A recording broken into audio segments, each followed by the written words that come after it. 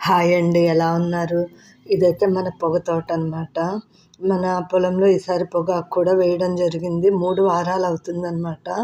ఇక్కడ మీరు చూస్తున్నారు కదా! ఆధునిక వ్యవసాయంలో ఇప్పుడు వస్తున్న మార్పుల్లో మ్యాన్ పవర్‌ని తగ్గించుకుంటూ టైంని కూడా చాలా తొందరగా అనమాట వర్క్ ఎఫిషియన్సీని ఎక్కువగా ఉండేలా చూసుకుంటూ సమయపాలన అంటాం కదా! జస్ట్ చాలా షార్ట్ టైంలో వర్క్‌ని పూర్తయ్యేలా చేయడంలో ఉపయోగపడే యంత్రాల్లో ఈ ట్రాక్టర్ ద్వారా మనము స్ప్రేయర్స్‌ని ఉపయోగించేసి కలుపు మందులు కావచ్చు, పురుగు మందులు కావచ్చు, లేదా బలానికి కావచ్చు, ఏవైనా సరే వాటర్ బేస్డ్ మనం స్ప్రే చేయాల్సి వస్తే కనుక ఇదైతే చాలా బాగా ఉపయోగపడుతుందండి. ట్రాక్టర్ వెనక డ్రమ్ కడతారనమాట. అత్యాధునిక వ్యవసాయంలో ఇది కూడా ఒక రెవల్యూషన్ అనే చెప్పుకోవచ్చు.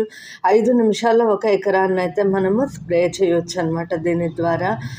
చూస్తున్నారు కదా! మన పొలంలో అయితే ట్రాక్టర్‌కి ఒక స్ప్రేయర్‌ని కట్టేసుకొని స్ప్రే డ్రమ్‌ని ఫినిష్ చేసేస్తున్నారనమాట.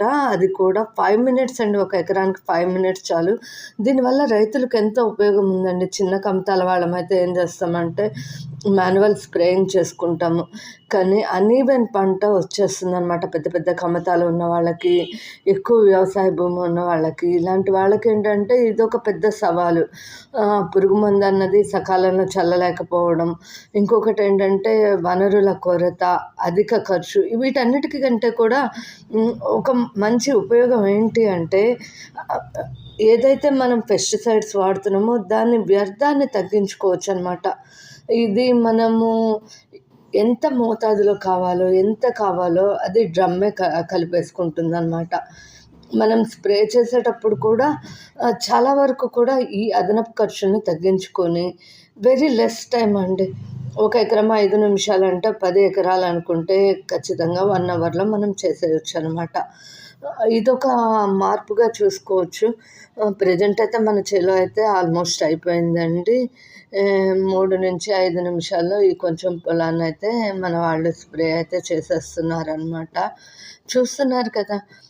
రైతులకి బాగా ఉపయోగపడే వాటిట్లో ఇది కూడా ఈ ట్రాక్టర్‌కి ఈ డ్రమ్ ద్వారా స్ప్రే చేయడం అన్నది ట్రాక్టర్‌కి అటాచ్ చేసి ఇది కూడా ఒక మంచి రివల్యూషన్ అనే చెప్పాలి.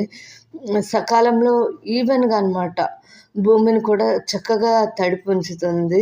ఈవెన్ స్ప్రెడ్డింగ్ అంటారు కదా! అలాగ చేస్తుందనమాట. ఇక్కడ మన వాళ్ళకి ఈ ట్రాక్టర్‌కి పెట్టిన డ్రమ్ ఎలా ఉంటుందో అది చూయించాలి అని చెప్పేసి స్లో చేయమన్నాం అనమాట. చూస్తున్నారు కదా! రొటేట్ అయినప్పుడు ఇది ఎలా ఉంది, డ్రమ్‌కి ఎలా కట్టారు, ఇదంతా కూడా మీకు ఈజీగా అర్థమవుతుంది.